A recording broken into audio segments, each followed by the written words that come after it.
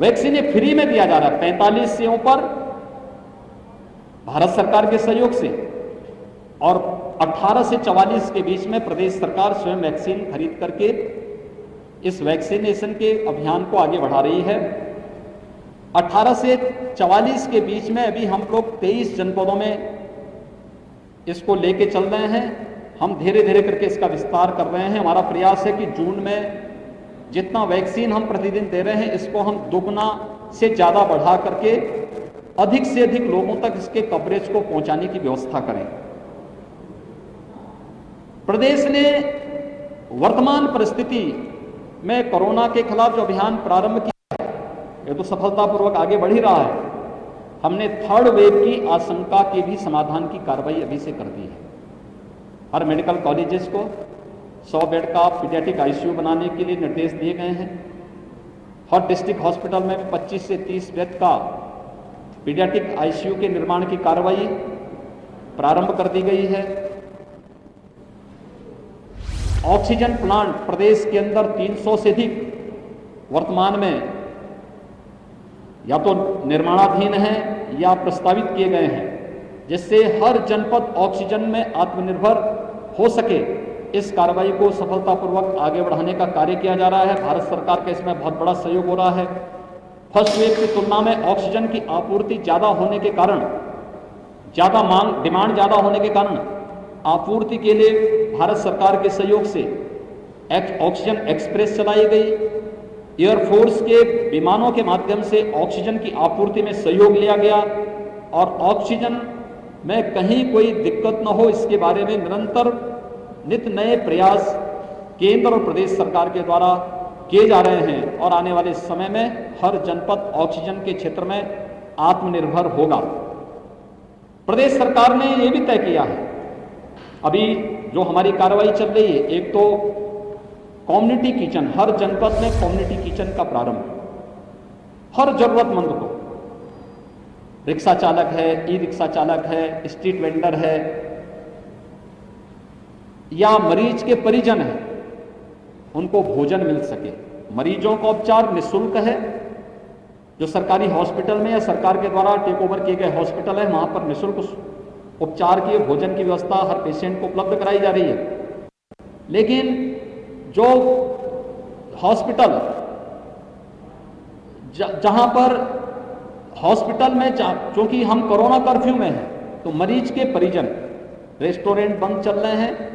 एक बात कहिए, हर प्रशासन को निर्देशित किया गया है कि मरीज के परिजनों की भी व्यवस्था कम्युनिटी किचन से कम 2 समय का भोजन की व्यवस्था उन लोगों के लिए जरूर हो।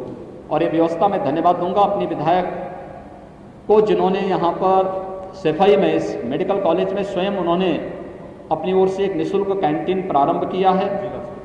जिला हॉस्पिटल में भी यहाँ पे व्यवस्था चल रही है और भी जगह पर जो कार्यक्रम चल रहे हैं ऑक्सीजन। जुलाई और अगस्त में हर जरूरतमंद को ये भोजन, निःशुल्क खाद्यान्न, ड्राई राशन उपलब्ध करवाने का कार्य होगा। इसके साथ ही सरकार ने यह भी तय किया है उस हर जरूरतमंद को, जो जरूरतमंद स्ट्रीट वेंडर है, रिक्शा चालक है, ई रिक्शा चालक है, कुली है, पल्लेदार है, नाऊ है, धोबी है, मोची है, या इस प्रकार की जो एक कैटेगरी है जिन लोगों को जो डेली कमाते हैं उनके उसी से व्यवस्था चलती है, उन लोगों को भी हम लोग न केवल राशन बल्कि भरण पोषण भत्ता भी उनको जून माह में उपलब्ध करवाने की कार्रवाई। श्रमिक हैं, लगभग 2 करोड़ लोग इससे लाभान्वित होंगे।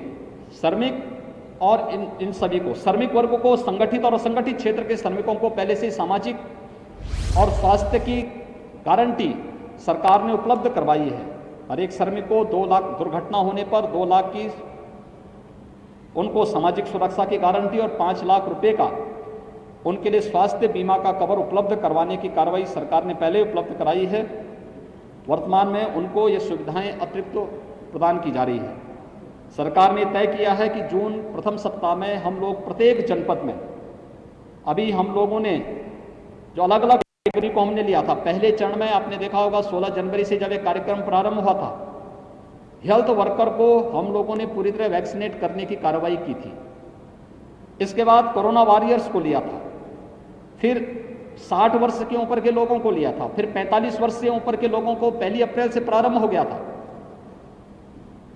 हम लोगों ने अभी 18 प्लस की वैक्सीन के कार्यक्रम को 1 मई से प्रारंभ किया और इसके बाद हम लोगों ने जब पहले चरण में 9 जनपद में, फिर इसको बढ़ा करके 18 जनपदों तक हम लोगों ने पहुंचाया, फिर 23 जनपदों तक हम लेकर के गए।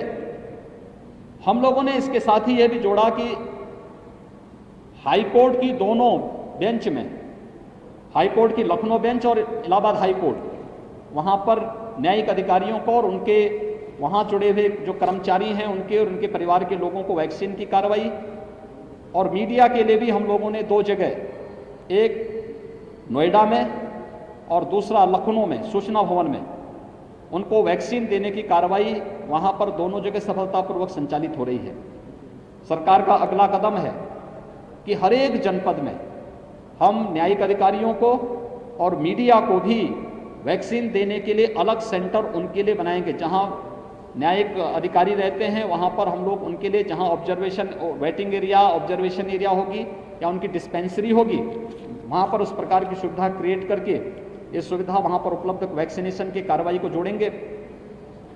जहां पे प्रेस क्लब होगा या प्रेस क्लब नहीं होगा तो किसी अन्य सार्वजनिक स्थान पर जहां वेटिंग और ऑब्जर्वेशन एरिया देंगे, वहां पर इस वैक्सीनेशन के कार्यक्रम को भी हम युद्ध स्तर पर आगे बढ़ाएंगे, जिससे 3rd वेव आने के पहले हम लोग इन लोगों को तो हम पूरी तरह वैक्सीनेट कर ही सकें, लेकिन साथ साथ ये भी व्यवस्था की जा रही है कि हम चिन्हित करेंगे कि 10 वर्ष से कम उम्र के जितने बच्चे हैं उनके माँ बाप को भी हम वैक्सीन से आच्छादित करने की कार्रवाई कर सकें और 3rd वेव के पहले एक सुरक्षा कवच हर एक परिवार को भी उपलब्ध करवाने का कार्य कर सकें।